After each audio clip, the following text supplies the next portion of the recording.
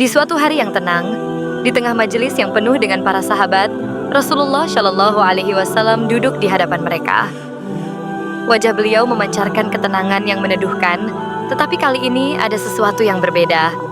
Suara beliau yang lembut terdengar penuh kesungguhan. Dengan pandangan yang penuh kasih, beliau berkata kepada para sahabatnya, "Wahai sahabat-sahabatku yang kucintai, aku ingin bertanya kepada kalian. Telahkah aku sampaikan kepada kalian bahwa hanya Allah Subhanahu wa Ta'ala lah Tuhan yang layak disembah?" Pertanyaan itu menggema di antara para sahabat, mengisi hati mereka dengan rasa syukur yang mendalam.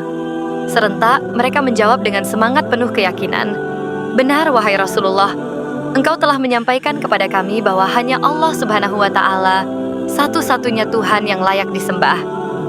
Mendengar jawaban itu, Rasulullah Shallallahu Alaihi Wasallam menundukkan kepala dan dengan penuh kekhusyukan beliau berseru, "Ya Allah, saksikanlah bahwa aku telah menyampaikan amanahmu kepada umat ini." Para sahabat terdiam, menyadari betapa beratnya tanggung jawab yang selama ini Rasulullah emban demi menyelamatkan mereka dari kegelapan menuju cahaya keimanan. Namun, Rasulullah belum selesai berbicara. Beliau melanjutkan dengan nada yang lebih lembut namun tetap penuh makna. "Sesungguhnya aku akan segera kembali kepada Allah Subhanahu wa Ta'ala. Namun sebelum saat itu tiba, aku ingin menyelesaikan segala urusan dengan manusia. Oleh karena itu, aku bertanya kepada kalian semua, apakah aku memiliki hutang kepada kalian? Jika ada, aku ingin segera menyelesaikannya di dunia ini, agar aku tidak membawa hutang saat menghadap Allah." Kata-kata ini seolah menjadi petir yang menggelegar di hati para sahabat. Mereka saling memandang dengan tatapan penuh haru. Dalam hati masing-masing mereka berkata, "Bagaimana mungkin Rasulullah memiliki hutang kepada kami? Bukankah justru kami yang selalu berhutang kepada beliau, baik dalam hal ilmu, kasih sayang, maupun perhatian yang tiada batas?" Namun keheningan itu tiba-tiba pecah ketika seorang sahabat bernama Akasyah berdiri. Dengan langkah mantap namun wajah penuh rasa hormat, ia maju ke hadapan Rasulullah. Dengan suara yang tegas, namun penuh penghormatan, ia berkata, "Wahai Rasulullah, izinkan aku menyampaikan sesuatu. Jika hal ini dianggap sebagai hutang, maka aku ingin engkau menyelesaikannya. Namun, jika bukan, maka aku akan ikhlas menganggapnya selesai." Para sahabat terkejut mendengar ucapan Akasyah. Mereka merasa bingung, tetapi tetap menunggu apa yang akan terjadi. Akasyah kemudian mulai bercerita dengan nada yang tenang namun penuh ketulusan. "Wahai Rasulullah, aku masih mengingat dengan jelas peristiwa yang terjadi saat perang Uhud. Pada saat itu, engkau sedang menunggang seekor kuda, dan di tengah pertempuran engkau memukul cemeti ke arah punggung kuda. Namun, tanpa sengaja, cemeti itu mengenai dadaku. Aku berdiri di belakang kuda yang engkau tunggangi, wahai Rasulullah. Jika hal itu dianggap sebagai hutang, maka aku memohon agar engkau menyelesaikannya sekarang." Mendengar penuturan itu, Rasulullah Shallallahu Alaihi Wasallam dengan kerendahan hati yang luar biasa menjawab, "Sesungguhnya itu adalah hutang, wahai Akasyah. Jika aku pernah melukai tubuhmu, maka hari ini aku akan memberikan hal yang sama kepadamu." Kata-kata Rasulullah ini membuat para sahabat terkejut. Mereka tidak dapat membayangkan bagaimana mungkin seorang manusia yang penuh kasih seperti Rasulullah dapat melukai orang lain bahkan jika itu tidak disengaja.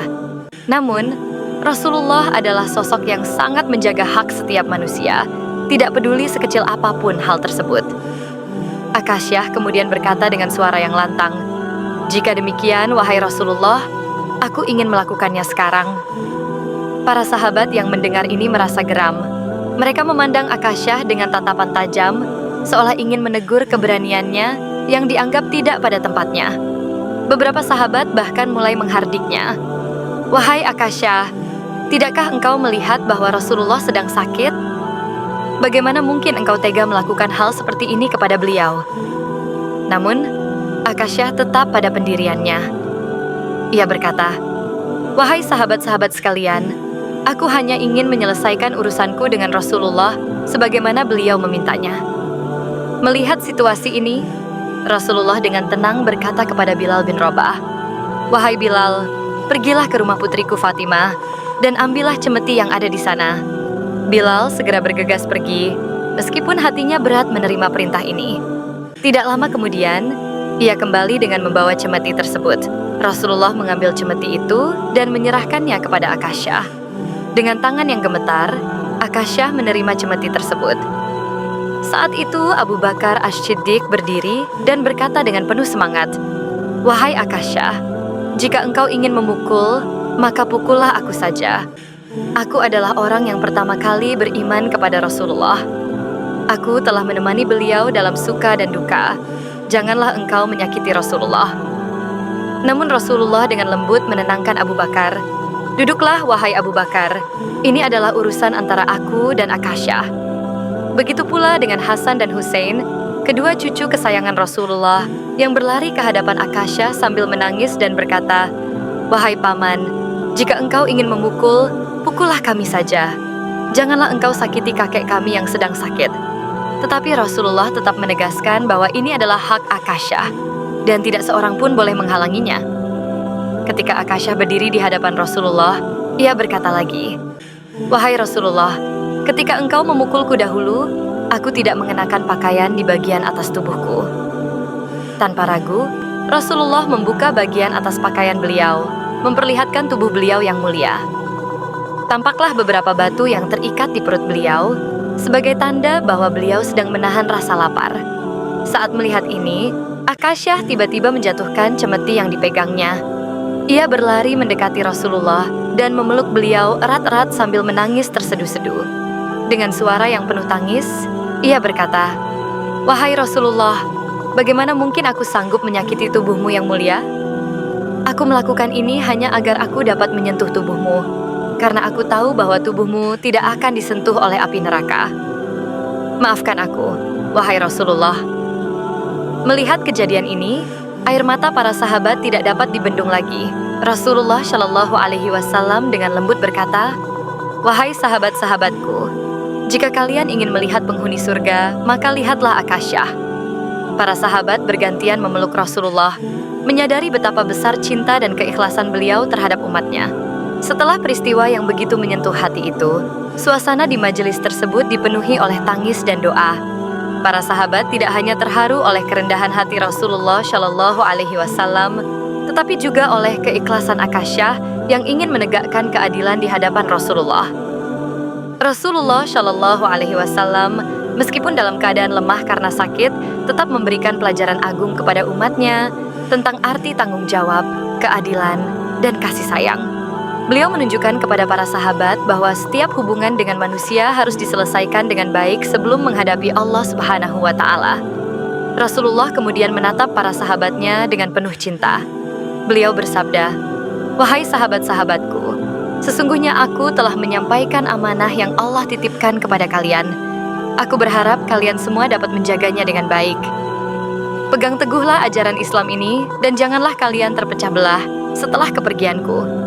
Sesungguhnya umat ini akan selalu kuat jika mereka bersatu di atas kebenaran."